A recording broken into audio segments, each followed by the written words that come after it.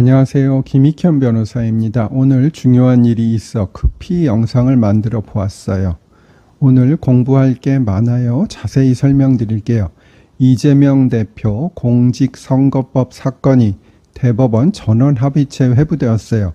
이 사건은 정말 거의 아무도 예상하지 못한 이유로 전부 무죄 판결이 선고되고 나서 소송 기록은 신속하게 항소심에서 대법원으로 송부되었어요. 원래 2주가 걸리는 것인데 하루 만인가 기록을 보낸 것으로 기억하고 있고요. 그래서 재판장은 무죄를 반대했는데 다른 두 판사가 무죄를 고집해서 할 수 없이 무죄가 선고되었고, 따라서 재판장은 이에 분개해 기록을 일찍 보냈다는 소문이 돌기도 했지요. 어쨌든 그래서 대법원에는 사건이 3월 28일에 접수되었어요. 일단 여기서 공부할 것, 2심은 항소심, 3심은 상고심이라 하고 항소와 상고를 합하여 상소라고 한다는 것 알아두시고요. 그리고 대법원에서는 원래 사건을 전원합의체, 즉 모든 대법관이 관여하는 곳에서 하지는 않아요. 부에서 하는데요. 부는 규정상은 3인 이상으로 되어 있는데 실제로는 4인으로 구성되어 있어요. 부에서 구성원 대법관 전원의 의견이 일치되면 전원의 의견에 따라 재판하고요. 만약 의견 일치가 안 되면 전원합의체로 사건을 넘기게 돼요. 예외적으로 중요한 사건인 경우에는 의견 일치를 따지지 않고 전원합의체로 넘기기도 하고요. 이재명 대표의 공직선거법 사건은 4월 22일, 즉 오늘 재판부 배당이 이루어진 후 즉시 전원합의체로 회부되었어요. 그렇다면 의견 일치 여부를 따지지 않고 중요한 사건이라는 이유로 전원합의체로 보낸 것으로 보입니다.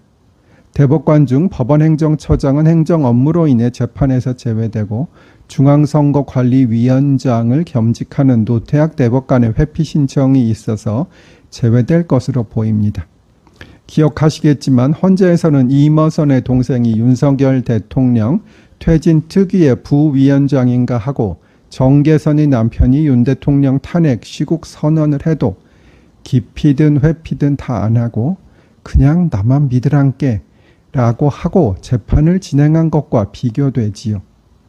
여기서 또 알아두실 것은 나의 사건 검색이에요. 사건 번호와 당사자의 이름을 알면 대한민국 법원 포털에 들어가서 나의 사건 검색을 할 수 있어요. 물론 꼭 내 사건이 아니라도 알 수 있으니 나의 사건 검색이 아니라 너의 사건 검색, 흉악범의 사건 검색, 잡범의 사건 검색도 가능한 것이에요. 물론 이것은 언제 어떤 문서가 접수되었고 언제가 재판기일이며 그 재판에서 변론이 종결되었다 이런 형식적인 것을 알 수 있는 것이고 제출된 내용을 알 수 있는 것은 아니에요.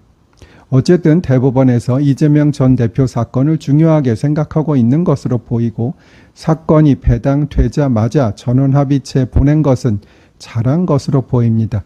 그리고 오늘 첫 합의 기일을 진행한다고 해요. 정말로 신속히 진행하고 있습니다. 법적으로는 2심 선고로부터 3개월이 되는 6월 24일까지가 대법원 선고가 나야 하는 마지막인데 대통령 선거일은 6월 3일이니 애매하긴 해요. 그리고 대법원 사건은 재판기일이 열리지 않고 사실조사, 즉 증인신문이나 서증 제출 절차도 없습니다.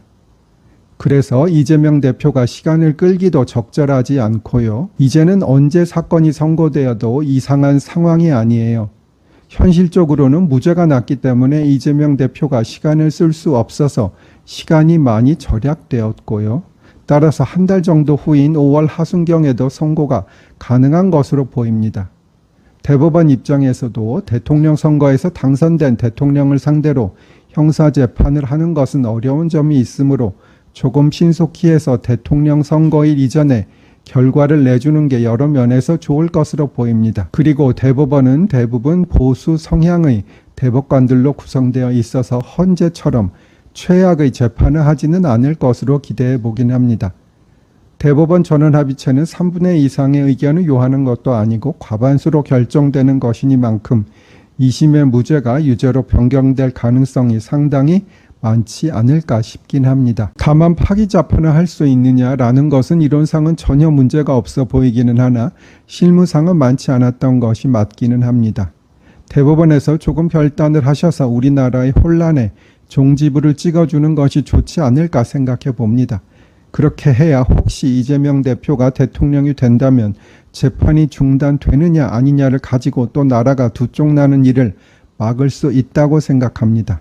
저는 당연히 불소추 특권에는 기존 재판의 진행을 멈추는 효력은 없다고 생각하고 곧 영상을 다시 한번 만들어서 올려드리겠습니다. 그리고 대법원에서 대통령 선거일 이전에 공직선거법 사건에 대해 유죄를 확정시킨다면, 즉 파기 재판을 한다면 이재명 대표는 후보자 자격을 상실하고 민주당은 다른 후보를 낼 수 없긴 해요. 우파의 입장에서 보면 이게 제일 좋은 시나리오긴 하겠지요. 어제 후원 계좌를 만들었는데 10여 분이 후원을 해주셨어요. 감사하다는 말씀을 올립니다. 후원 계좌는 설명란에 올려드리도록 하겠습니다. 오늘은 모차르트의 라크리모사를 유청빈 피아니스트와 포핸즈로 연주한 것 올려드립니다. 유디간두 서머웨우스, 죄인은 심판을 받으리라 라는 가사가 눈에 들어옵니다. 즐겁게 들어주세요. 감사드립니다.